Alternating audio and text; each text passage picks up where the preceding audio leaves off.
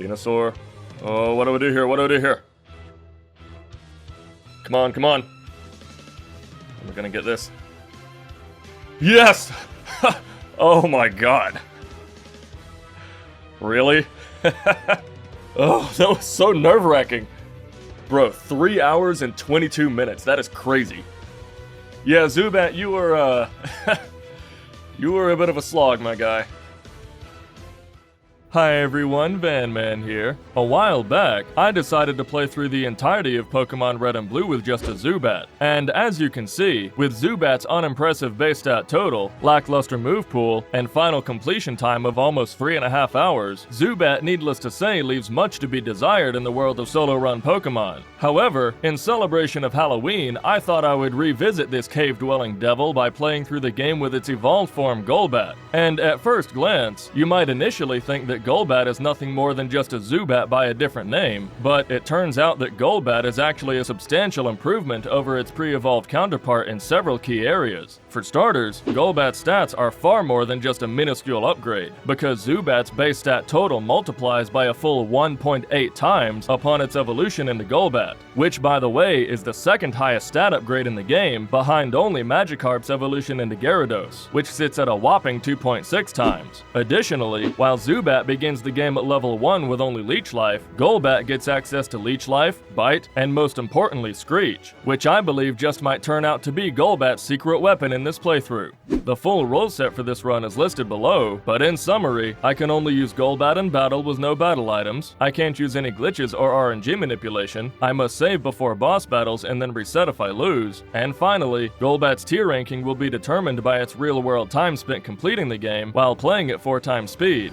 As a challenge for the viewer, everyone pause the video to make a prediction in the comments for Golbat's final time of completion, then after the video is over, come back and edit your comment to describe how accurate your prediction was. And in addition to commenting, be sure to give the video a like, and subscribe and ring the bell so you never miss another installment. And now, let's dive into our attempt to beat Pokemon Red and Blue with just a Golbat. To begin the run, we must first alter the game to replace the Squirtle starter with Golbat, causing the rival to choose Bulbasaur. And in the first rival battle, we use Leech Life to great effect, because although it only has 20 base power, it's still a Bug-type move that's 4 times effective against Bulbasaur's dual Grass and Poison typing, allowing us to win the battle in decisive fashion. And in fact, despite Leech Life being so unassuming on the surface, in the hands of a Pokemon like Golbat, it actually has the potential to do a lot of the heavy lifting in this run, partly because of its type advantage against the abundant Grass, Poison, and Psychic type Pokemon in the game, and also because it can be paired with Screech, which is a status move that lowers the enemy Pokemon's defense by 2 stages. So because of that, my plan for getting past the especially tough opponents during this playthrough is to drop their defense with Screech, and then use Leech Life to inflict heavy damage while restoring the HP that we lost during the Screech setup. And as we complete the Oaks Parcel mission and make our way through Viridian Forest onward to Pewter City, nowhere is that strategy more apparent than in our fight against Brock.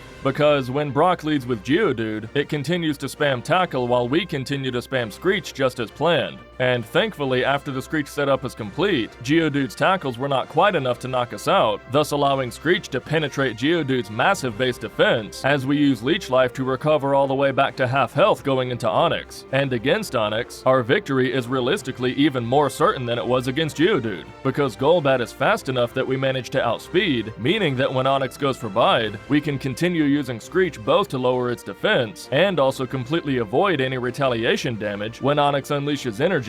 However, that's not even the whole story, because it turns out that Leech Life, and indeed all draining moves such as Absorb and Mega Drain, interact especially favorably with Bide. In other words, the way Bide normally works is that the user sits idle for 2 to 3 turns, then pays back double the damage that it took during that time. But because it's Gen 1 we're talking about here, Bide actually subtracts any HP that was restored with Leech Life from its final damage calculation, the end result of which is that against a Leech Lifing Pokemon like Golbat, Bide's retaliation turn is not nearly as potent. So in this fight, when Onix goes for Bide a second and a third time, it's actually faster not to even worry about the retaliation damage, and instead just keep spamming Leech Life the whole battle until Onix eventually goes down, winning us the Boulder Badge in a mere 4 minutes and 54 seconds. A full 16 minutes faster than Zubat's Brock split, thanks to Zubat only having access to Leech Life and nothing else for such a long stretch of the early game during its run. After defeating Brock, Golbat's trek across Route 3 in Mount Moon is entirely trivial, because Bite, coupled with Golbat's reasonably high attack stat, is strong enough that it two-shots most everything along the way, and we make it to Cerulean City at just 9 minutes and 43 seconds. So up to now, this run is definitely shaping up to have A-tier potential. And as we head to face Rival 2, this battle only continues that trend, because as long as we can avoid the opening Pidgeotto sand attack, Golbat should be strong enough to sweep the team with no issue. And indeed, Pidgeotto only uses a couple quick attacks before a few bites take it down, after which we face Abra. And normally, Psychic-type Pokemon would be a serious threat given their type advantage against Golbat's poison typing, but here, since Abra doesn't actually know any attacking moves, that gives us free reign to use it as an opportunity to heal back up with a single super effective Leech Life, and then Rattata and Bulbasaur are both two-shot for a decisive victory. Then after defeating Rival 2, as expected, Golbat has no issue sweeping through Nugget Bridge on the way to Bill's house, especially considering that along the way, there are so many poison-type Pokemon that are weak to Leech Life, meaning that we have enough power points between Leech Life and Bite that we can complete the entire trek without backtracking to heal at the Poké Center. And as a bonus, the restored HP from Leech Life means that we never even have to waste time with potions. So, after sweeping our way through Nugget Bridge in blistering pace, we then escape rope back to Cerulean City and head to the Cerulean Gym to face Misty.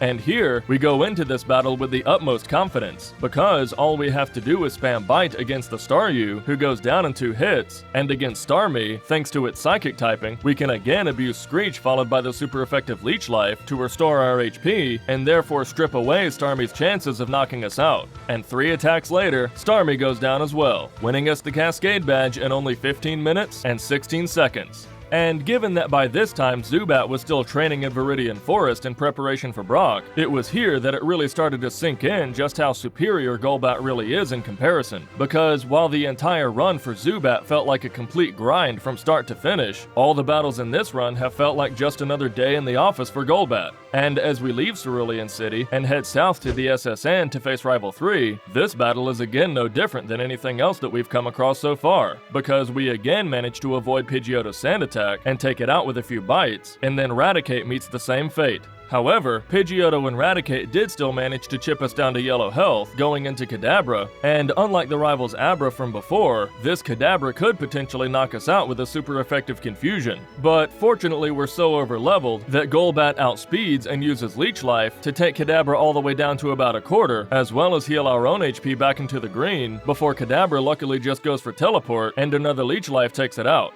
Then obviously Ivysaur is also no match for the doubly super effective Leech Life, allowing us to defeat the rival, acquire the HM for Cut from the ship's captain, and leave the SSN. However, we've now reached the first point in the run that we have a critical decision to make, because the next gym leader in the Kanto roster is Lieutenant Surge, and from a routing perspective, it would actually be faster to face him next, since we're already right next to the Vermilion Gym. However, Surge does also have a Raichu on his team that can inflict super effective damage to Golbat, so it's also possible that it would be best just to bypass Surge and come back to defeat him later. However, given Golbat's reasonably high special stat, and given that Surge's Voltorb and Pikachu are so frail that they should go down without a hitch, I think as long as we can dodge Raichu's Thunderbolt, we should be in the clear. So, we do indeed head to the Vermilion Gym to fight Surge now rather than later, and to kick off the battle, Bite deals about half damage to Voltorb, who retaliates with the best of all possible moves in the form of Screech, which is excellent because it badge boosts our attack stat in preparation for Raichu, and Voltorb goes down in the next turn. Then, thanks to our badge boosted attack, Bite one-shots Pikachu, and against Raichu we outspeed and deal about a third. Then Raichu's Thundershock also deals about a third, and paralyzes, allowing it to outspeed on the next turn with another Thundershock to bring us into yellow. Then we retaliate with another Bite to bring Raichu into yellow, and while it looked like yet another Thundershock would knock us out, Golbat just barely survives in the red, manages to power through the paralysis, and take out Raichu with one final bite for the knockout. Meaning that, although that battle was our first nail-biter of this run, Golbat has now won the Thunder Badge in just under 20 minutes, which is still faster than Zubat even won the Boulder Badge. Then up next, after defeating Surge, we dig back to Cerulean City and head east through Route 9 and Rock Tunnel, which is just as painless as Route 3, Mount Moon, and Nugget Bridge were before. That is, until we get to the end of Rock Tunnel, where, guarding the exit of the cave, is the trainer who quite honestly feels like an honorary gym leader all on his own, the infamous self-destructing hiker, which Zubat defeated at the 1 hour and 17 minute mark on the real-time clock, a full 30 minutes of which was spent on the hiker alone. So, going into this fight with Golbat, I'm really hoping that our access to Screech will allow us to claim victory a little more expediently this time around in comparison to Zubat. And as we trek through the cave to make our way toward the hiker, our plan is very similar to what it was against Brock and Misty, which is to say, weaken the opponent's defense with Screech and then chip away with Leech Life. And by the way, since we'll be using Screech and Leech Life as our default strategy for so many battles in this run, from now on, I'll just refer to it as the Screech Life combo. So, to begin against the first Geodude in the lineup, we initiate the Screech Life combo, but alas, on the very next turn Geodude immediately self-destructs to deal about a third damage and also deny our chance to siphon any of its health before going into Geodude number 2. So, to try and prevent the same thing from happening again, against this Geodude we open with Confuse Ray, and luckily Geodude does indeed hit itself in confusion. Then we use Screech, but Screech gets its 15% chance to miss, and Geodude hits itself again. But then after another Screech lands this time, Geodude snaps out of confusion and hits us with a super effective Rock Throw to bring Golbat to yellow. So now that Geodude is no longer confused, we hit it with another Confuse Ray, after which it hits itself again, then we bring it to red with Leech Life, and finally it hits itself yet again for the knockout. So now, unfortunately, we don't have nearly as much health going into Graveler as I would like, reason being that against each of the Geodudes, we only managed to get off a single Leech Life. And considering that we likely won't be able to survive another self-destruct from Graveler, that prices us into opening with yet another Confuse Ray, after which Graveler luckily hits itself. Then, after a long exchange of Graveler snapping out of confusion and forcing us to use Confuse Ray again, combined with it partially negating our Screeches with Defense Curl, we finally get to a point where we can use Leech Life to restore some health, after which Graveler finally puts an end to that grind fest with a self-destruct that leaves us surviving on just a single hit point. And even though that fight was an incredibly close call, that nevertheless leaves us exiting the cave, bypassing Lavender Town, and making it to Celadon City at just 25 minutes and 49 seconds, which, just like our arrival in Cerulean City, still puts Golbat on track for an A-tier finish. Then upon arriving in Celadon and completing our shopping errands, most Pokemon would head to Lavender Town to face Rival 4, but since Golbat has such a strong type advantage against Erica's Grass-type Pokemon, with Leech Life being double super effective, and with Golbat double resisting her Grass-type attacks, we head over to the Celadon Gym to face her instead. And as we begin the fight, we quickly see that Erica's Victreebel is not so much a threat as it is just a waste of time, because Erica, like all gym leaders, has what's called good AI that prioritizes super effective moves and deprioritizes not very effective moves. And since all of Victreebel's moves are grass type, except for Wrap, which is normal type, that means Victreebel will just spam Wrap against Golbat. And here, since Golbat missed its initial Screech and had to go for a second Screech, and even got a Gen 1 miss on the first Leech Life, that gives Victreebel 3 opportunities to use Wrap to bring us to yellow before the next Leech Life connects to deal about half. Then Victreebel uses yet another Wrap and finally goes down in the next turn. Then against Tangela, since it knows Bind, which is basically just another version of Wrap, I decide to open with Confuse Ray to mitigate that time loss. And after a couple Screeches and Leech Lives, Tangela goes down, and then finally Vileplume spams Petal Dance, which does almost nothing before a Confuse Ray, Screech, and a couple Leech Lives take it down as well, winning us the Rainbow Badge.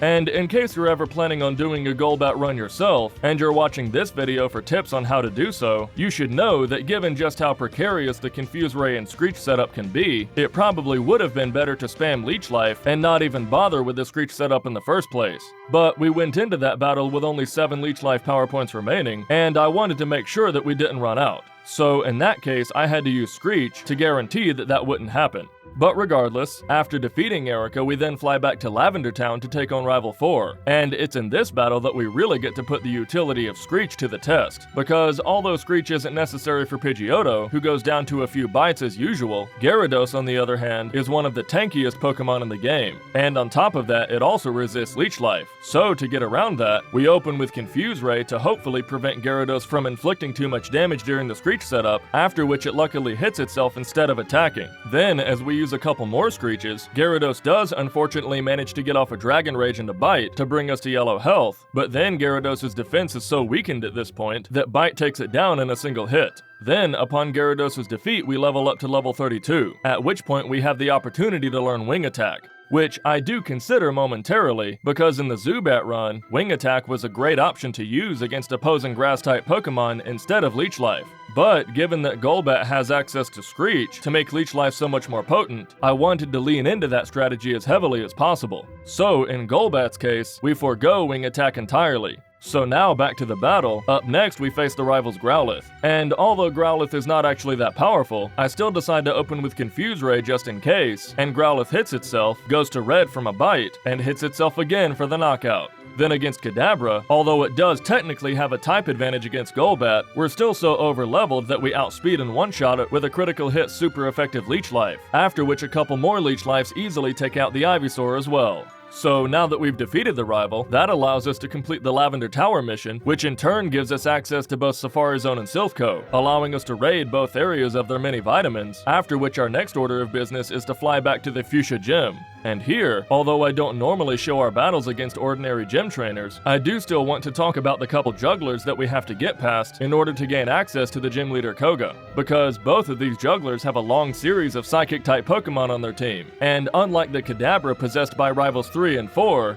these Pokemon are actually at a high enough level that they pose a serious threat. So because of that, this is a great opportunity to see if our super effective Leech Life can inflict enough damage and restore enough HP to outpace the opponent's super effective attacks. So to start, we open with Screech against the initial Drowsy, who just misses with Poison Gas, then goes to red health from Leech Life. Drowsy then uses Confusion to deal about a quarter, and another Leech Life gets the knockout. Against the next Drowsy, since Screech wasn't enough to get the one-shot before, this time we forgo Screech and just open with Leech Life to deal just under half, and Drowsy just uses a failed Disable and another Poison Gas before going down. Then since Kadabra has much lower defense than Drowsy, it's a 2-shot instead of a 3-shot, and although Kadabra does manage a Confusion before going down, Golbat's special is still respectable enough that we survive in the green and even heal back up to about 2/3 going into the final Drowsy, who also manages a Confusion before Leech Life is ultimately too much for it to handle. Then against the second and final juggler blocking our way toward Koga, this battle is really just more of the same, except that his Pokemon are at a slightly higher level, so this time we have to be sure to open with Screech before Leech Life allows us to come out victorious, even while surviving a Confusion from the formidable level 34 Hypno. But now as we head to face Koga, our plan in this fight is again to employ the Screech Life combo with one minor modification, which is that we'll also need to open with Confuse Ray to mitigate the probability of the enemy Pokemon spamming their accuracy lowering moves of Smokescreen and Minimize. So, let's kick off the battle and see how that strategy pans out.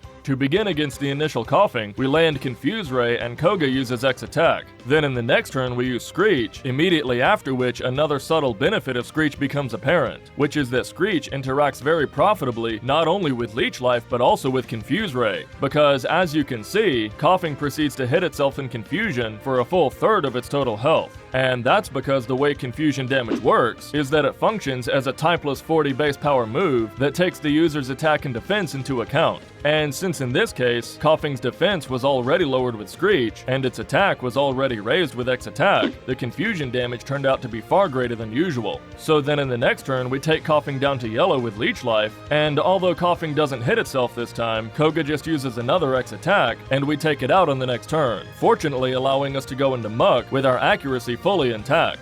Against Muck, we again open with Confuse Ray followed by Screech, after which Muck cooperates about as well as it possibly could, just by spamming a failed Disable the whole battle, allowing us to go into the second Coughing at full health. And here, our good luck continues to shine upon us, because Koga continues to be fond of his X attacks, and this Coughing again fails to hit us during the entire battle, allowing us to set up a couple Screeches, then deal about half with Leech Life, after which one more souped up Confusion damage knocks out the Coughing, meaning that we managed to go into Koga's Ace Wheezing at full health and full accuracy. However, even at full health, that still might not be enough to claim victory, because in this case, Weezing's good AI will prevent it from using any of its Poison-type moves, meaning that it will be guaranteed to use its only non-Poison-type move in the form of Self Destruct. So to play around that, we again open with Confuse Ray, but in the next turn Weezing spites the confusion and goes for Self Destruct regardless, which Golbat fortunately tanks in the yellow, winning us the Soul Badge in what I'm betting will turn out to be by far the luckiest battle of the entire run.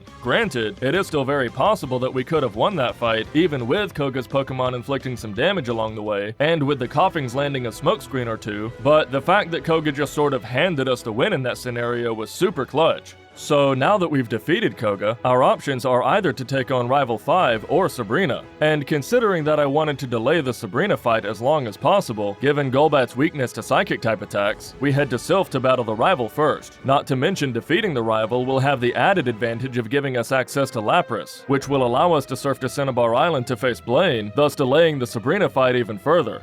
However, even though Rival 5 is preferable to Sabrina, don't take that to mean that this battle will be a cakewalk, because as you likely know, the Rival's team gets a massive level boost between the Rival 4 and Rival 5 fights, and perhaps more importantly, his Kadabra has now evolved into the far more formidable Alakazam, which may very well act like a brick wall for Golbat. So, will Golbat's battle prowess continue to shine as it has been so far, or will Rival 5 finally serve as Golbat's first major sticking point in the run? Let's find out. The Rival leads with Pidgeot, and although Pidgeotto from all the previous Rival battles cooperated as well as they possibly could have, this time it seems that Pidgeot has had enough messing around, because it opens with Sand Attack, even in spite of Golbat's opening Confuse Ray. However, even though Sand Attack does cause us to miss a couple bites, Pidgeot still hits itself a couple times and only gets off a quick attack before eventually going down. Then against Gyarados, just like in the previous Rival battle, we open with Confuse Ray to hopefully stave off Gyarados' immense power, and Gyarados hits itself. Then our Screech spites the Sand Attack to drop Gyarados' defense, and Gyarados uses Leer, which is great because it drops our defense, but also badge boosts our speed and attack, allowing one more bite followed by one more confusion damage to get the knockout. Up next, Growlithe is so weak that we take it out with a couple bites, and Growlithe even does us the favor of badge boosting Golbat yet again with another Leer before going down. But now out comes Alakazam, and ordinarily we would want to open with either Screech or Confuse Ray, but given the two badge boosts that we've accumulated already, I decided to just spam Leech Life instead, which manages to deal almost half and restore Golbat's HP back to full. Alakazam then uses Confusion to deal half, and luckily in the next turn we again power through the Sand Attack to land yet another Leech Life and bring Alakazam to red. But then Alakazam uses Psybeam to bring us to red, and on top of that Golbat gets a taste of its own medicine by becoming confused, and it knocks itself out on the next turn. So although we've had some close calls in this playthrough so far, this battle against Rival 5 represents our first ever reset of the run. So we head into the battle a second time, and here is actually where the inconsistency of Confuse Ray finally starts to catch up with us, because we actually end up losing this fight again and again with the same strategy every time. That is, Confuse Ray the Pidgeot to prevent its Sand Attack, then Confuse Ray the Gyarados to stop its powerful attacking moves, and use Screech to penetrate its massive defenses, then Confuse Ray and Leech Life the Alakazam, unless we manage to make it to the Alakazam at high green health with a couple badge boosts, in which case we forego the Confuse Ray and just spam Leech Life from the onset. But in every attempt, Pidgeot would land a Sand Attack, or Gyarados would either knock us out or get us to red with Hydro Pump or Dragon Rage, or Alakazam would knock us out with Confusion or Psybeam, or some combination of all three. And considering that Confuse Ray is only a coin flip to prevent the enemy Pokemon from attacking on any given turn, that means that it's not all that unlikely to get past any one Pokemon with such a luck-based strategy, but getting past Pidgeot, Gyarados, Growlithe, and Alakazam all in succession is a much taller order. Plus, after 5 of these attempts, I decided to use a few rare candies up to level 42 to hopefully make the battle more consistent. But even that didn't seem to make much of a difference, because it was again the same story over and over. Eventually, however, we did make it all the way to attempt number 10, in which we avoided Sand Attack from Pidgeot, avoided any heavy damage from Gyarados, and even managed to get a badge boost from Growlithe. So, given the badge boost, I decide to open with Leech Life against Alakazam to bring it into yellow, and Alakazam retaliates with a Psybeam to bring us to yellow, and also confuse us. However, in the next turn, we spite the confusion to land another Leech Life, which brings Alakazam to red and Golbat back up to green, after which another Psybeam from Alakazam brings Golbat to red as well. Then finally, Golbat powers through the confusion one more time to knock out Alakazam with one final Leech Life, allowing us to go into Venusaur for the first time. And now, even though we're in red health, the battle is still a wrap, because Golbat double resists all of Venusaur's attacks, so all we have to do is spam Leech Life against Venusaur for the win. However, it should still be noted here that that battle against the rival just now put a huge dent in Golbat's prospects for making it into the A tier, because while not strictly impossible, Golbat would have to clean sweep the entire rest of the game in order to achieve that time. But nevertheless, now that we've defeated the rival, acquired Lapras, and completed the Silph mission, we surf down to Cinnabar Island, where we raid the Pokemon Mansion of its vitamins, and then take on Blaine. And in this fight, although we don't have any distinct type advantage, and although Blaine's fire Pokemon resist Leech Life, the battle nevertheless goes pretty smoothly. The first reason being that Growlithe's good AI will cause it to spam Agility because it thinks Agility's Psychic typing is super effective against Golbat's Poison typing, allowing us to spam Bite to take out the Growlithe completely for free. Then against Ponyta we open with Confuse Ray, but honestly we probably didn't even need it, because Ponyta's attacks are so weak that we can just spam Bite to take out the Ponyta in a few turns and go into Rapidash with nearly full health remaining. Against Rapidash, however, Confuse Ray is necessary because its stats are much stronger than Ponyta's. And indeed, Rapidash opens by hitting itself, but then our opening Screech misses and Rapidash traps us in Fire Spin for a couple turns. But then after the Fire Spin completes, we land a Screech and Rapidash misses the next Fire Spin, allowing the next bite to bring it into red, and Rapidash gets off a Growl to lower our attack before one more bite knocks it out. And finally against Arcanine, as always we again open with Confuse Ray, and Arcanine hits itself. Then as we go for Screech, Arcanine again hits itself, this time for even greater damage thanks to its lower defense. Then for the rest of the battle we spam Bite, the first of which brings Arcanine to yellow, and Blaine heals with a Super Potion. The next bite brings Arcanine to yellow, and Arcanine snaps out of confusion and uses Takedown, after which one more bite gets the job done, winning us the Volcano Badge. However, in this case, I will say that I think that victory was less a matter of Golbat's strength as a solo-run Pokemon, and more a matter of Blaine's weakness as a gym leader. Because, let's face it, Blaine is probably tied with Giovanni for the easiest gym leader in the Kanto region. But in any case, with 6 of the 8 gym badges in hand, we have nowhere else to go but to the Saffron Gym to face Sabrina, which I'm actually optimistically hopeful for, because at this late stage of the game, we do have a distinct level advantage against her team, plus Blaine's Volcano Badge does grant us a 12.5% boost to our special stat to hopefully tank the enemy Pokemon's super effective attacks, and then restore that lost health with Leech Life. Well, that's our strategy anyway. Let's head into the battle and see how well it works out. To start, we outspeed Kadabra and open with Leech Life to bring it to about a third, but despite us being a full 7 points over-leveled, Kadabra's Retaliatory Psychic brings us to about a third as well, after which the next Leech Life finishes off the Kadabra and restores our health to almost half. Against Mr. Mime, to play around Barrier we open with Confuse Ray and it hits itself, but then our Screech misses, and it ironically uses a Barrier to raise its defense by 2 stages, instead of lowering it like we wanted. The next Screech lands to lower its defense back to where it was initially, and Mr. Mime uses Light Screen. Then another Screech and another Barrier again cancel each other out, but after yet another Screech, Mr. Mime actually does something productive in the form of Confusion, and we go for Leech Life to bring Mr. Mime to red. Then Mr. Mime again goes for the useless Light Screen, and goes down to Leech Life in the next turn. Against Venomoth, however, we use one Screech and it retaliates with Psybeam, and after the next Leech Life brings it to half health, the next Psybeam brings Golbat to just a sliver. And although the final Leech Life to knock out the Venomoth does restore our health somewhat, that still leaves us in a position against Alakazam that we no longer have the luxury of opening with either Screech or Leech Life, and we're instead priced into banking on Confuse Ray to prevent Alakazam from knocking us out. And fortunately we do outspeed the Alakazam and land a Confuse Ray, after which Alakazam doesn't hit itself, but also doesn't knock us out because it uses Reflect. So now, because of Alakazam's buffed up defense, we have no choice but to use Screech in order for the following Leech Life to accomplish anything, but the Screech misses. But we still have hope because Alakazam hits itself this time. However, the next Screech lands, and Alakazam again gives us hope because its Psywave misses. And now that Alakazam's defense is weakened, we go for Leech Life to bring it to yellow, and Alakazam again goes for Reflect. The next Leech Life brings it to red, and although it looked like we were an inch away from victory, just in the nick of time, Alakazam snaps out of confusion and lands a Psybeam for the knockout. Alright, so let's try that battle again. In the second attempt, our strategy is the same against Kadabra, but against Mr. Mime, I realized I used the wrong strategy last time. That is to say, in the previous attempt I used Screech to mitigate its barrier, but the fact that Mr. Mime has such low base defense, combined with the fact that Golbat outspeeds, means that we should just open with Leech Life instead. So, that's exactly what we do, and each Leech Life deals about a third to Mr. Mime, during which time it just goes for a couple useless light screens, but just before the last Leech Life would have knocked it out, Mr. Mime busts up its defense with Barrier to prevent us from getting the knockout, and then Sabrina heals back to full with a Hyper Potion, meaning that we now have to rely on Confuse Ray and Screech to overcome the barrier. But unfortunately during that setup, Mr. Mime gets off a couple more confusions for the knockout, prompting yet another reset. Okay, I think that was just an unlucky sequence of events that time, considering that Kadabra and Mr. Mime both got critical hits on their attacks, and we probably would have won otherwise. So let's try that again.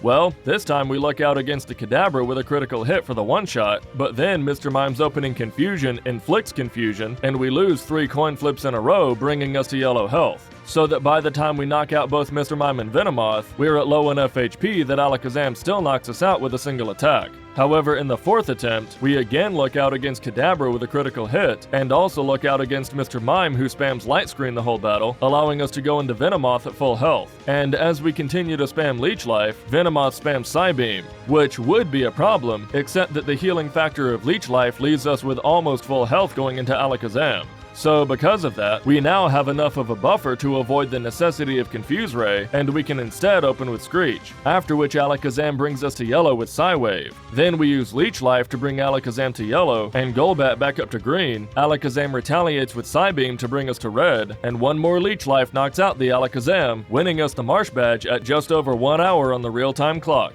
So unfortunately at this point, it's not looking like an A-tier finish is quite possible. But a strong B-tier finish is still definitely within reach. So, after defeating Sabrina, we then head to the Viridian Gym to face Giovanni. But before we do so, we have to consider that Leech Life, even coupled with Screech, has unfortunately outlived its capacity to reliably take out the opposing Rock-type Pokemon in the form of Giovanni's Rhyhorn and Rhydon. So now we have no choice but to replace Bite with the TM from Mega Drain that we picked up from Erica all the way back in Celadon. So, with Mega Drain at the ready, we kick off the battle against Giovanni, and we begin with Mega Drain against Rhyhorn for the obvious one-shot. Then, since Dugtrio only has 1 type weakness to Mega Drain, instead of 2 like Rhyhorn, it only takes half damage. But it doesn't even matter because Giovanni just uses a guard spec before another Mega Drain takes it out. Both Nidoqueen and Nidoking, however, are neutrally affected by Mega Drain, so against both of them, we go for the usual Screech Life combo to knock them out. And finally, Mega Drain one-shots Rhydon as well, winning us the Earth Badge. However, as trivial as Giovanni was just now, up next blocking our entry into the Elite Four is yet another rival with Alakazam on his team. But just like Sabrina, I am also going into this battle with a degree of quiet optimism, because Rival 6, unlike Rival 5, has not 1 but 2 Pokemon on his team in the form of Pidgeot and Growlithe that will both spam agility thanks to their good AI, thus making them a free win. Therefore, all we have to do is get past the rival's Gyarados before making it to the gatekeeper of the team, Alakazam. So, let's head into the battle and see if this rival turns out to be any more consistent than the previous. Well, to start, although Pidgeot is technically a free win, it still eats up lots of time on the real-time clock to knock it out, because it resists both of our attacking moves in the form of Leech Life and Mega Drain. So instead, we just have to rely on Screeching Confuse Ray and just patiently wait for Pidgeot to hit itself in confusion enough times to knock itself out. Then of course, Rhyhorn is also a free win because it's one-shot with Mega Drain, and against Gyarados, we again open with Confuse Ray and Screech, followed by a Leech Life to whittle it down once the Screech is maxed out. And although Gyarados does manage to land a few hits on Golbat before going down, in this case it doesn't really matter much, because we then have the luxury of spamming Mega Drain against Growlithe, who can't attack to heal up in preparation for Alakazam. However, against Alakazam, we go for the Screech Life combo, but alas, Alakazam manages to knock us out with a critical hit Psybeam. And indeed, it turns out that Alakazam is an absolute brick wall in this fight, because even with the added benefit of not needing to worry about Pidgeot's Sand Attack, as well as using Growlithe to heal back up to green, in repeated attempts at this fight, Alakazam's Psychic-type attacks are consistently just too strong for Golbat to overcome, even with the healing factor of Leech Life. So because of that, it takes us a full 8 failed attempts before finally reaching attempt number 9, where we manage to go into Alakazam at full health and open with Confuse Ray, causing Alakazam to hit itself in confusion. We then land a Screech, Alakazam hits itself once more, and finally one more Leech Life takes out the Alakazam, meaning that after we knock out the Venusaur with Leech Life as well, we can finally move on to the Elite Four. However, as we head into Victory Road, at this point in the run, the only thoughts running through my mind are all the possible ways for Golbat to trip at the finish line, because as of now, we're already sitting at almost an hour and a half on the real-time clock, thanks to our abundant resets against Rival 5, Sabrina, and Rival 6, which would be a C-tier finish even if the run ended at this very moment. Plus, while I'm not worried about Bruno or Lance, we still have the champion's Alakazam to get past, and I'm also not entirely sure how Lorelei or Agatha will go down, because our plan for Agatha is to use the Screech Life combo against her Pokemon, but it's entirely possible that Agatha's disruptive tactics of Sleep and Confusion will make that strategy too inconsistent, not to mention she has a propensity to switch out her Pokemon, thus negating the Screech setup entirely. And against Lorelei, her Cloyster, Jinx, and Lapras will always spam their super effective Ice-type moves thanks to their good AI, so it might take some creativity to get past her. But now that we've made it to the Indigo Plateau, all we can do here is feed our rare candies to bring Golbat to level 57, head into Lorelei's chamber, and cross our fingers that Golbat's moveset will be enough to take her down. To start, Lorelei leads with Dewgong, against whom we spam Mega Drain, but unfortunately after our first Mega Drain, Dewgong uses Rest, and after a few more Mega Drains, Dewgong wakes up just before we would have gotten the knockout, and it uses Rest again. And if hypothetically we had infinite Mega Drain power points, Dewgong's Rest wouldn't be a problem, but the fact that we have only 10 leaves us with a mere 3 power points remaining for Cloyster once we eventually take the Dewgong out. And although we do get a clutch critical hit on the Cloyster to take it down on only 2 hits instead of 3, that still leaves us with only 1 power point remaining for the eventual Lapras, assuming we even make it that far. However, against Slowbro is a brief reprieve from our struggles because Slowbro will always spam Amnesia, allowing us to use the Screech Life combo to knock it out for free and also heal back up to full health going into Jinx. However, against Jinx is where our real problems start arising because it will always use the super effective Ice Punch. And in this case, we do attempt Confuse Ray followed by the Screech Life combo, which if it lands is especially potent given Jinx Psychic typing, but Jinx nevertheless powers through the confusion and knocks us out with a couple Ice Punches. And now, although we didn't win that fight, we did learn quite a bit from the exchange. The first of which is that Dewgong and Cloyster are essentially free with Mega Drain, and the second of which is that we unfortunately don't have enough Mega Drain power points to last the entire battle. So because of that, I decide that in all future attempts, we would lead with Confuse Ray against Dewgong to prevent it from resting, thus preserving our power points, and that we wouldn't bother with Confuse Ray against Cloyster. However, in the second attempt, upon making it to Jinx, it still manages to spite the Confuse Ray and bring us down to red going into Lapras. And now, since we're at such low health, and Blizzard will definitely knock us out if it lands, we again have no choice but to open with Confuse Ray. And although Lapras does hit itself a single time, the next Mega Drain only does about a quarter thanks to Lapras' enormous special stat, after which Blizzard promptly knocks us out. Then going into the next attempt, I went ahead and used a PP up on Mega Drain just to preserve our power points even further, but again Jinx knocks us out with a couple Ice Punches before we have time to set up our Screech Life combo. And unfortunately, it turns out that that exact sequence would continue to happen over and over again. That is, we would get past Dewgong, Cloyster, and Slowbro essentially for free, then go into Jinx at full health or almost full health, but then Jinx would use Ice Punch either to knock us out, or bring us to such low health that we couldn't survive a Blizzard from Lapras. Granted, in all of these attempts I did discover that Golbat can survive a single Blizzard in the unlikely event that we make it to Lapras at full health, but still, even if we do survive Lapras' initial Blizzard, because Mega Drain only inflicts around a quarter damage on Lapras, that still means that we have to win 3 out of 4 Confusion coin flips in a row, and even that's only under the ideal circumstance of going into Lapras at full health, which by the way, Jinx would prevent from happening most of the time, meaning that in almost every case, we would have to win all 4 coin flips in a row against Lapras to claim victory, which only has a 1 in 16 probability. And don't worry, I know that at this point the seasoned Pokemon Challenge viewers among you are all shouting at your screen right now, because there is indeed a strategy that we haven't used yet that would turn this battle into a complete triviality, and that is, teach Golbat the TM from Mimic so we can make use of Slowbro's Amnesia, thus boosting our special stat and allowing us to tank the Ice Punch and Blizzard without fainting.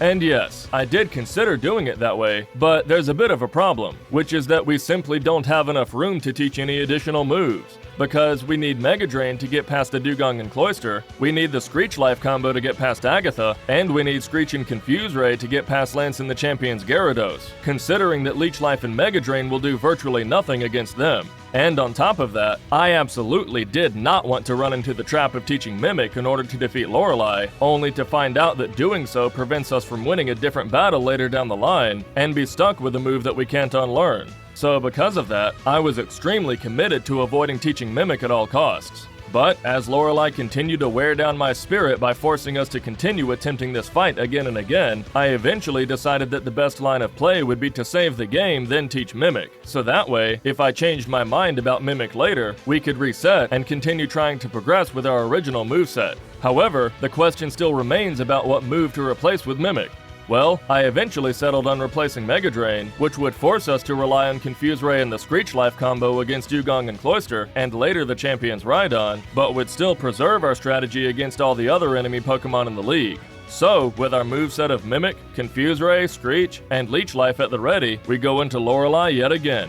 And this time, it turns out that Confuse Ray and the Screech Life combo are plenty to make it past Dugong, but Cloyster on the other hand has the highest defense stat in the entire game. So even after the Screech setup, Confusion damage coupled with Leech Life are still not quite enough to get the job done, and we get taken out. After several more attempts, however, we do luck out against the Cloyster, allowing us to heal back up against the Slowbro, mimic Amnesia, set up Amnesia, and use Leech Life to knock out Slowbro and Jinx going into Lapras. However, the problem here is that Dugong, Cloyster, Slowbro, and Jinx all required so many Leech Lives to knock out that we now only have one remaining Leech Life for Lapras. So even after all that preparation, we still have to rely on Confuse Ray to finish the job, which in this battle gives Lapras just enough time to land a critical hit Blizzard. And since critical hits bypass all stat modifications, that's obviously plenty to knock us out. And to make matters worse, it turns out that that battle was especially lucky, and that we wouldn't make it past the Cloyster again with the Confuse Ray and Screech Life combo for quite some time.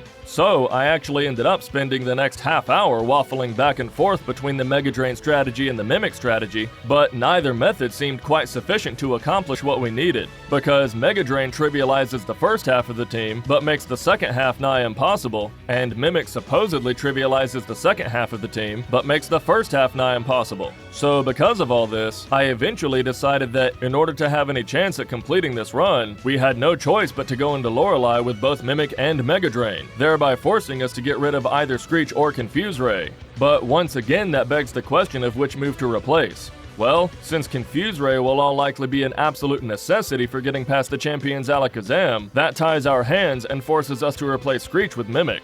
And granted, that does mean that we'll have to come up with an alternate plan against Agatha's team plus the two Gyaradoses, but we'll just have to cross that bridge when we get there. So, with our moveset of Mega Drain, Mimic, Confuse Ray, and Leech Life at the ready, we go into Lorelei, hopefully for the last time. Well, this time, as expected, Mega Drain is plenty to take out Dugong and Cloyster, and this time against Slowbro we actually mimic its Withdraw instead of its Amnesia, because Withdraw can be used 6 times instead of only 3 to badge boost not only our special but also our attack, to make the Leech Life against Jinx even more powerful. So then, after the Withdraw setup is complete, we spam Leech Life against Slowbro and Jinx, and go into Lapras and Green Health. And against Lapras, we open with Confuse Ray for good measure, and then Lapras spams Blizzard while we spam Mega Drain. And fortunately, thanks to our badge boosted special, Mega Drain just barely outpaces Blizzard, finally allowing us to defeat Lorelei at just over 2 hours on the real-time clock. However, the uphill climb is nowhere close to being over yet, because even after defeating Lorelei, we still don't even have the luxury of saving the game, simply because it's still too risky to commit to Mimic without knowing for certain if our current moveset will be enough for the remainder of the league. Functionally meaning that if we lose to Bruno, Agatha, Lance, or the champion, we'll have to start all over again at Lorelei and find some other way of overcoming these challenges. Fortunately though, Bruno is as usual a reprieve from that challenge, because as we begin the fight against his initial Onix, we can mimic its Harden to buff up our defense and also badge boost our special, allowing us to spam Mega Drain against the entire team for a decisive victory. But then, after that free win comes the next Elite Four member Agatha, who is anything but. And here, since we've given up on Screech, and since Leech Life, despite being super effective, is not strong enough on its own to get the job done without Screech, our strategy in this fight is to mimic the opening Gengar's Nightshade, which is a set damage move that deals damage equal to the user's level, thus making every one of her team members a 3-shot. So to start, we open with Confuse Ray against Gengar to hopefully prevent it from disrupting our Mimic setup, and then fortunately it hits itself. Then, after successfully mimicking Nightshade, we spam Nightshade while Gengar continues to hit itself for the knockout. So at least this initial portion of the fight went exactly as well as it possibly could have. Now out comes the opposing Golbat, and we again open with Confuse Ray, and it hits itself. Then after Nightshade brings it to half, Agatha switches out to Haunter, who gets us down to about a third with a series of Confuse Rays and Nightshades of its own, before we finally hit Haunter with a Nightshade to bring it to yellow. Then Agatha switches back out to Golbat, and we use Nightshade to bring it to red, but Agatha heals back to yellow with a Super Potion. And now, since we're running low on Nightshade power points, we use Leech Life instead, but without access to Screech, it only does a blip. So in the next turn we use Confuse Ray, and the opposing Golbat hits us with Wing Attack before finally going down to another Nightshade. Then, as Haunter comes back out, another Leech Life and Nightshade take it down, but not before it confuses us to bring us down to red health. But now, we do get a bit of a reprieve from our struggles in the form of Arbok, because unlike Golbat, Arbok is actually weak to Leech Life, meaning that we can spam Leech Life to continue to heal back up to yellow, while Arbok fails to inflict very much damage in the meantime, allowing us to go into the final Gengar with about a third health remaining. And against this Gengar, although it could easily knock us out with a Confuse Ray or Nightshade of its own, instead we're able to confuse it, after which it hits itself, goes to about half from Nightshade, uses Toxic, which has no effect against Golbat's poison typing, goes to red from another Nightshade, uses Toxic again, and finally feints to Leech Life, allowing us to make it past Agatha on the first attempt, against all of my expectations. And granted, we did get very lucky in that fight, but in hindsight, it's entirely possible that mimicking Nightshade is just objectively the way to go against Agatha, and that realistically, I shouldn't have even been concerning myself with the Screech Life combo to begin with. But we're not out of the woods yet, because up next is Lance. And even though Screech wasn't necessary for Agatha just now, it could very well be necessary for Gyarados, meaning that if the absence of Screech prevents us from defeating Gyarados, that will cause us to reset all the way back to Lorelei. So needless to say, I'm really hoping that doesn't happen, but I'm not optimistic. And as we begin the fight, Gyarados clearly sets out to prove that I was right to be cynical, because after we open with Confuse Ray, Gyarados immediately retaliates with Hyper Beam to deal almost half. Then we go for Mega Drain, and I'm pretty sure you can see where this is going, because Mega Drain only does a blip, and as we continue to spam Mega Drain, although Gyarados does hit itself in confusion a couple times, Hyper Beam eventually gets the knockout. So, as predicted, we then have to start over at Lorelei. But the catch now is that we can't even replace Screech with Mimic, because we've just demonstrated that Screech is absolutely necessary for Gyarados, meaning that we now have to go back to our old strategy of using Confuse Ray to get past Lapras. Fortunately though, it only took about 5 minutes worth of attempts before we finally got a run in which we take out Dugong and Cloyster with Mega Drain, Slowbro with Leech Life, and Jinx with Leech Life to go into Lapras at half health. Then against Lapras we open with Confuse Ray, it hits itself, and we begin the Mega Drain spam, during which Lapras hits itself again. But in the next turn it lands a Blizzard, which comes just shy of knocking us out thanks to Golbat healing from the previous 2 Mega Drains, finally allowing one more Mega Drain to knock out the Lapras, which is excellent news, because that means that after all this time, we can finally proceed to the rest of the Elite Four with Screech in hand, to get past both Gyarados and Rhydon. So, after defeating Lorelei, we make quick work of Bruno, and then head on to Agatha. And our strategy this time around, instead of mimicking Nightshade, is to mimic Hypnosis to make the Screech Life combo more consistent. However, as you might imagine, that's easier said than done when Agatha has an entire team of Pokemon that are capable of their own Hypnosis and Confuse Ray, in addition to switching out her Pokemon to negate the Screech, and in addition to an opposing Golbat who is not only neutrally affected by Leech Life, but can also use Haze to negate the Screech setup as well. And indeed, as we attempt this battle using this strategy, Agatha's disruptive tactics do eventually end up getting the better of us, and in this case, I'm not going to narrate a complete play-by-play here, but suffice to say that this matchup against Agatha will always require a certain degree of luck that's just completely unavoidable. And in this case, we did have to sit through a total of 3 failed attempts before making it to lucky attempt number 4, in which the first several Pokemon in the lineup managed to mostly cooperate and stay asleep, while we set up Screech and whittle them down with Leech Life. That is, until we get to the final Gengar, who fails to fall asleep from our last 2 Hypnosis power points, and proceeds to get us down to yellow health with its own Confuse Ray and Nightshade.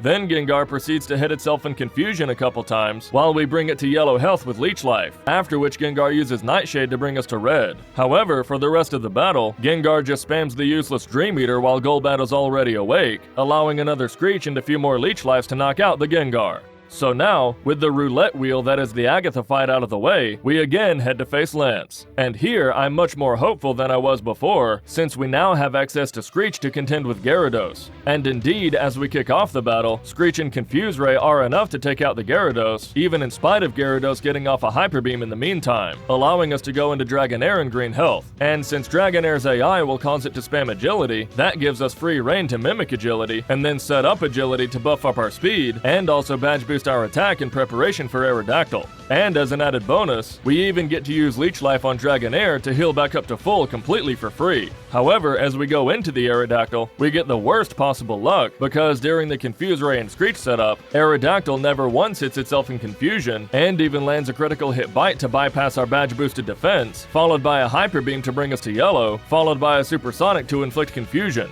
Then, as if the universe were just taunting us, Golbat hits itself in Confusion twice, while Aerodactyl finishes us off with another Bite and a takedown. Then, after a couple more attempts to get past the initial Gyarados, we again make it back to the Aerodactyl, and this time it lands a critical hit Hyper Beam, again bypassing the badge boost to bring us to red. And yet again, it also lands a Supersonic to knock us out with our own Confusion damage. So, after yet another couple of attempts to get past Gyarados, this time to play around the Aerodactyl, I decide to mimic Gyarados' Hydro Pump instead of the Dragonair's Agility, because although that strategy does make it slightly more difficult to knock out the Gyarados, because it gives Gyarados one extra turn to retaliate, it also allows us to one-shot Aerodactyl with ease, thanks to its weakness to water-type attacks, allowing us to make it to Dragonite for the first time. And now we functionally won, because Dragonite will always spam either Agility or Barrier. So, all we have to do is keep it confused with Confuse Ray, as well as continue to spam Screech in order to cancel out whenever it uses Barrier, and after a long exchange, Dragonite eventually hits itself a couple times for the knockout. And although Golbat has spent far more time on the Elite Four than I anticipated, currently putting us at 2.5 hours on the real-time clock, we still have one more test of Golbat's strength remaining. So now, let's head into the Champion's Chamber to see how well Golbat can carry us through one final bout. The champion leads with Pidgeot, and just like Lance's Gyarados, Pidgeot resists Leech Life, so instead we have to rely on Confuse Ray and Screech, which eventually does take it down, but during the entire exchange, Pidgeot uses Mirror Move on Screech, followed by a Sky Attack that inflicts massive damage thanks to our weakened defense, meaning that, just like Sabrina's Alakazam and Lorelei's Lapras, as we go into the champion's Alakazam, we have no choice but to confuse it to prevent it from knocking us out, after which it hits itself not once but twice, and goes down to a Leech Life to heal Golbat back up to almost half. But now against Rhydon, since we replaced Mega Drain with Mimic all the way back at Lorelei, we again have to resort to the Screech Life combo. And during the Screech setup, it goes for a Leer into Tail Whip, which would normally be a great boon to us because it badge boosts our attack and special, but against Rhydon, those defense drops actually come back to bite us, because as we transition into Leech Life, Rhydon goes for Fury Attack, which again deals massive damage to bring us to red, followed by another Fury Attack for the knockout. Then in the next attempt, we see that sequence of events is actually quite likely to happen, because Pidgeot again uses Mirror Move on Screech, after which we survive not just one but two attacks from Alakazam thanks to our badge boosted special, but then Rhydon again drops our defense and knocks us out, even in spite of Golbat healing with Leech Life. And not only that, it turns out that as we continued these repeated attempts, although we never once lost to Pidgeot, we would continue fainting again and again either from Alakazam's super effective psychic moves or from Rhydon's Fury Attack after our defense was lowered with Screech, Tail Whip, and/or Leer.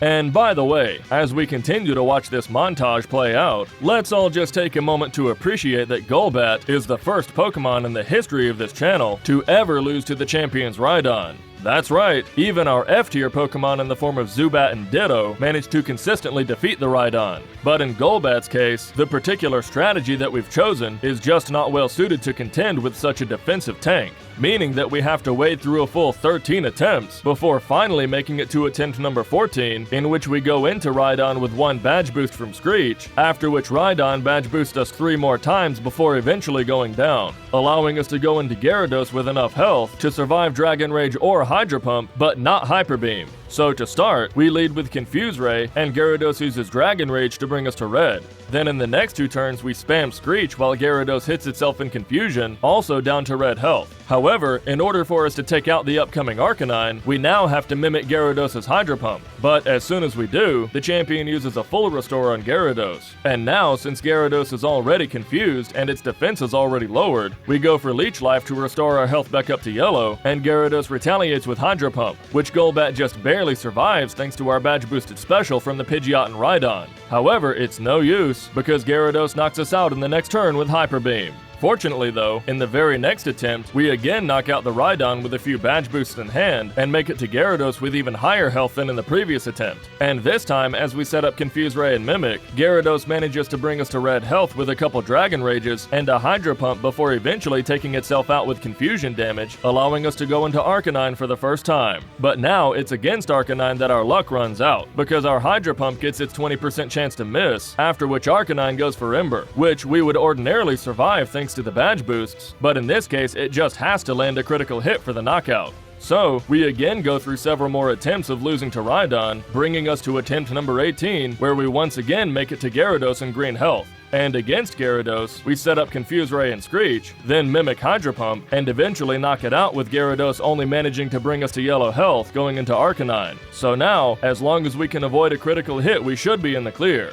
So, we go for Hydro Pump, and of course it just has to miss for a second time, but then fortunately Arcanine doesn't punish us and instead just roars, which has no effect in battle. Then finally the next Hydro Pump lands to knock out the Arcanine, and now that we've made it to Venusaur, Golbat's double type resistance means that we can set up Confuse Ray and Screech with impunity, while Venusaur's attacks do almost nothing, after which we use 2 more Leech Lives to knock out the Venusaur, finally making us champion of the Pokemon League. Results: Golbat completed the game in 4 hours and 54 minutes game time, 2 hours, 52 minutes, and 2 seconds real time.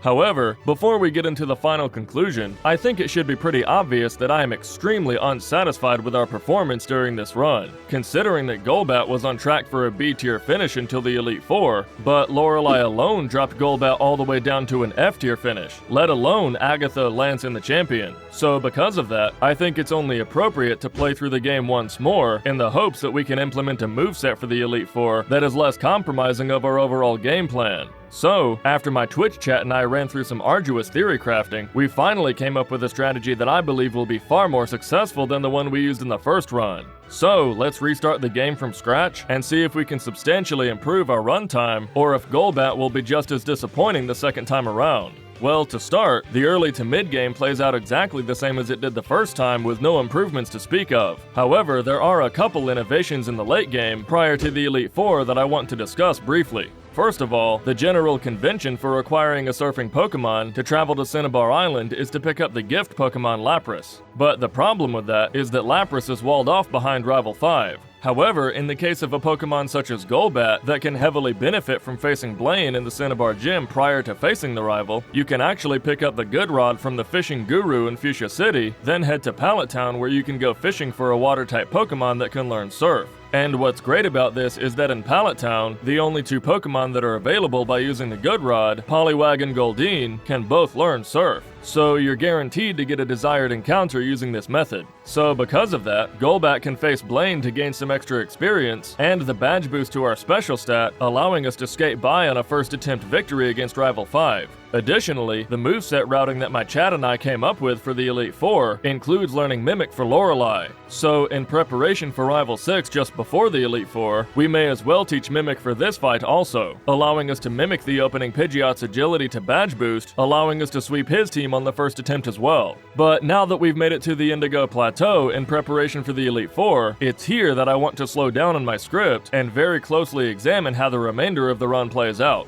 because this last leg of the playthrough is where the bulk of our strategic innovations take place. And if I've planned everything out as carefully as I think I have, Golbat should have access to all the tools that it needs to take the Elite Four down in decisive fashion. So, to start against Lorelei, obviously the most consistent strategy is to use Mega Drain on Dewgong and Cloyster, then Mimic Withdraw against Slowbro, then Leech Life Jinx, then Confuse Ray and Mega Drain Lapras. And in this battle, although Dewgong does annoyingly heal with Rest into Super Potion, we still take out the Dewgong and the Cloyster with a single Mega Drain power point remaining. Then against Slowbro, we Mimic and set up Withdraw, and take out the Slowbro with Leech Life as expected, then 2-shot Jinx with Leech Life, and go into Lapras with Green Health. However, in this fight, we just have to get the worst possible luck, with a critical hit Blizzard from Lapras to bypass our badge boosts, causing a reset. But that was actually pretty unlikely since Lapras is only about 12% to crit anyway, and indeed, in the next attempt we make it to Lapras with 3 Mega Drain power points at the ready, and take it out with the assistance of the badge boost no problem. Then, although Bruno was obviously not a threat whatsoever, I did still waste a little bit of time in this fight with a slight miscalculation, which is that after mimicking Onix's Harden, setting up Harden, and taking out the Onix with Mega Drain, that causes Golbat to level up, which completely negates any prior badge boost. So because of that, it takes several hits to knock out Hitmonchan and Hitmonlee instead of only one like we intended, so that by the time we make it to the Machamp, we only have 3 Mega Drain power points left, which are only enough to get it down to half health, so now we're resigned to just slowly chipping away with Confuse Ray and Leech Life, which also takes forever because Bruno used an X Defend on Machamp.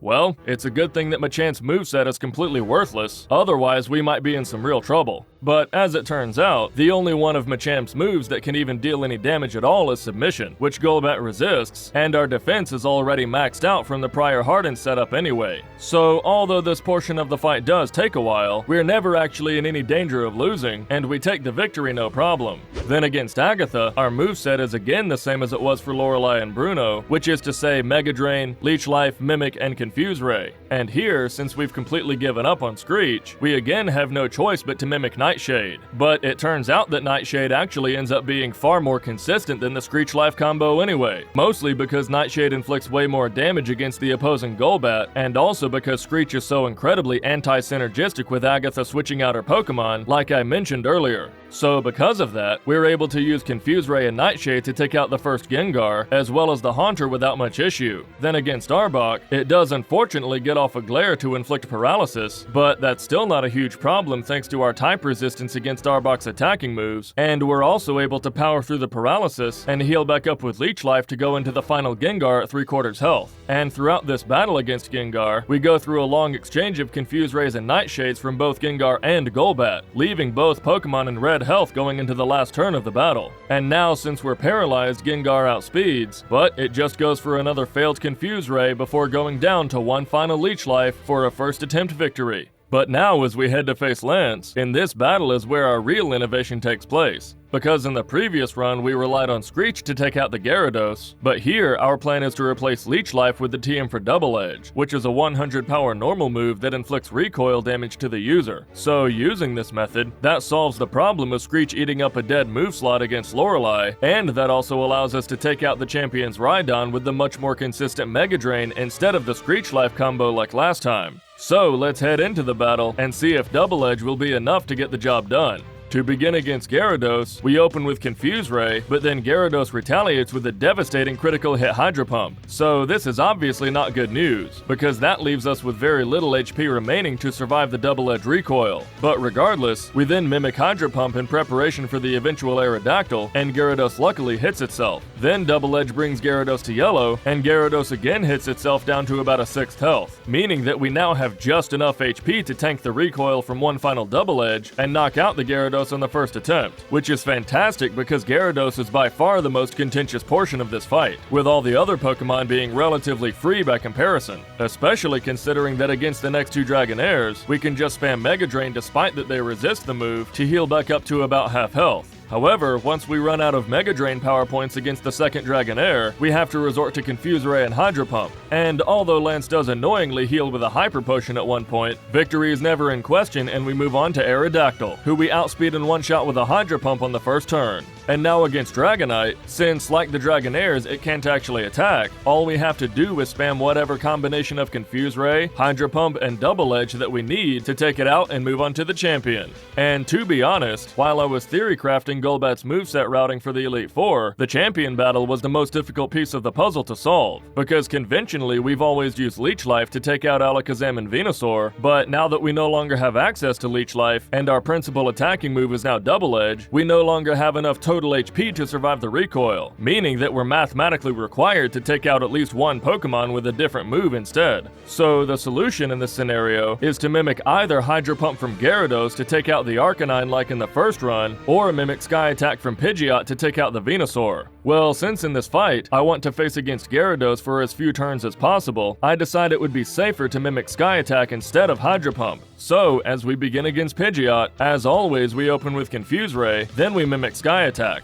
And now, since Sky Attack has the added benefit of being neutrally effective against Pidgeot itself, we then use Sky Attack, but unfortunately it gets its 10% chance to miss. But luckily during that entire setup, Pidgeot only managed to deal very little damage with Wing Attack, so it's not a huge loss. Fortunately though, the next Sky Attack lands, and thanks to Pidgeot hitting itself in confusion a couple times before that, we get the knockout and go into Alakazam. And thankfully this fight against Alakazam goes exactly as well as it possibly could, because after our initial Confuse Ray, it hits itself in confusion, and then goes down to a single critical hit Double Edge, meaning that we've gotten past Alakazam on the first attempt, with high enough health that we can recover all the way back up to full with Mega Drain against the Rhydon to knock it out as well. Then against Gyarados, we of course open with Confuse Ray, and it hits itself, after which we go for Double Edge to deal about half, and it retaliates with Hyper Beam to also deal about half. Then the next Double Edge leaves it hanging on by a thread, but thanks to Hyper Beam's recharge turn, we can knock out Gyarados with Mega Drain.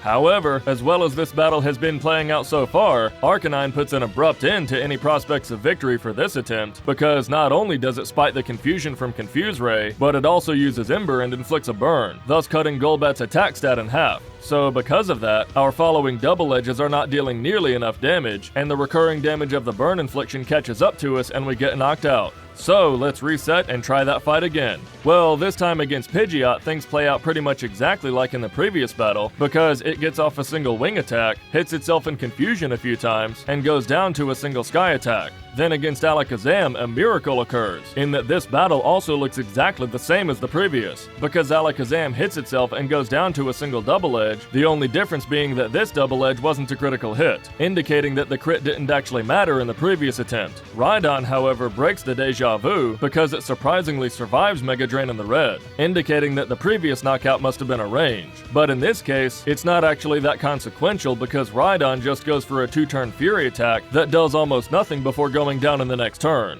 The battle against Gyarados, however, looks completely different than last time, because it never once hits itself in confusion, and instead opens with Dragon Rage. Then Double Edge brings Gyarados to just over half, and Gyarados gets off a clutch Leer to badge boost our attack, allowing the next Double Edge to take it down to red, after which Gyarados luckily misses a Hydro Pump before going down to Mega Drain. And now against Arcanine, it fails to hit itself in confusion, but then just opens with a failed Leer. Then Double Edge brings it to yellow, and it again goes for a do-nothing move, this time in the form of Roar. However, in the next turn, Arcanine survives Double Edge in the red, and retaliates with a critical hit Ember to bring us into the red. But fortunately we managed to avoid the burn this time, and we finish off the Arcanine with Mega Drain. And now, although our health is quite low going into Venusaur, I'm still pretty confident that we've won the battle, because as we've established, Venusaur can't actually deal that much damage to Golbat, so all we have to do is open with Confuse Ray for good measure, then land one final super effective Sky Attack to knock out the Venusaur, making us champion of the Pokemon League.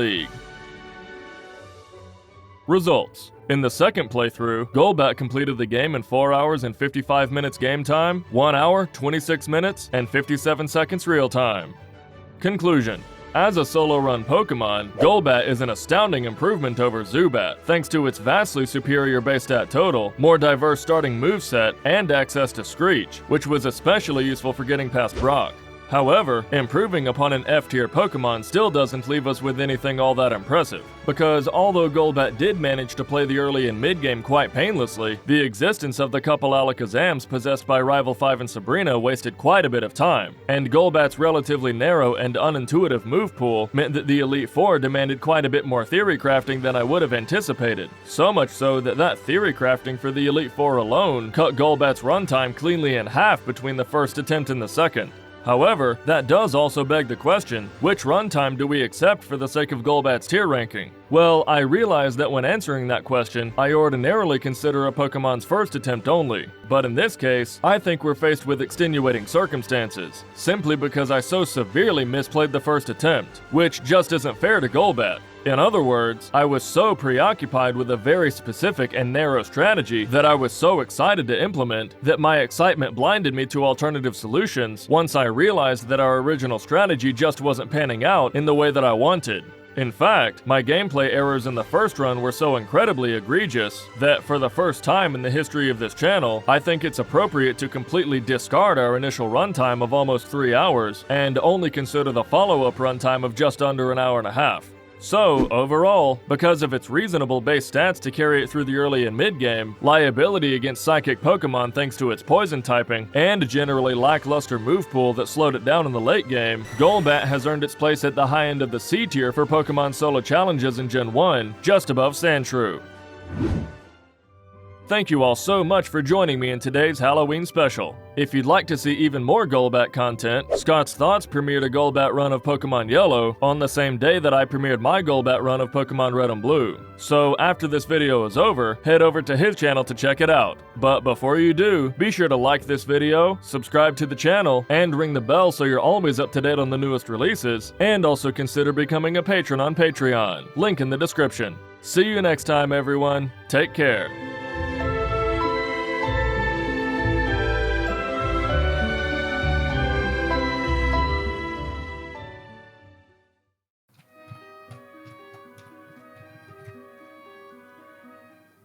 Alright, Mewtwo, here we go.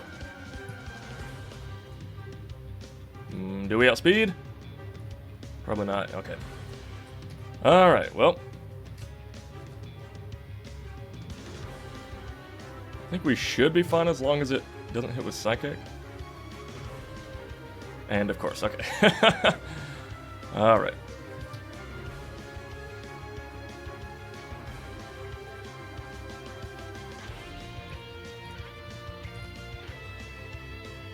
Like, this fight basically is just contingent upon not getting hit with Psychic. That's pretty much it.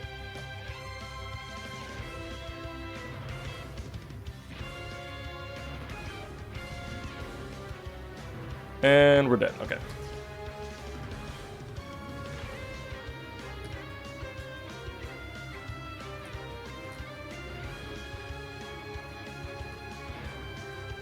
Alright. Come on. Probably one more.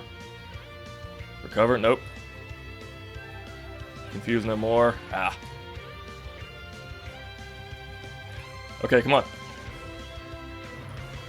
And got it. Alright.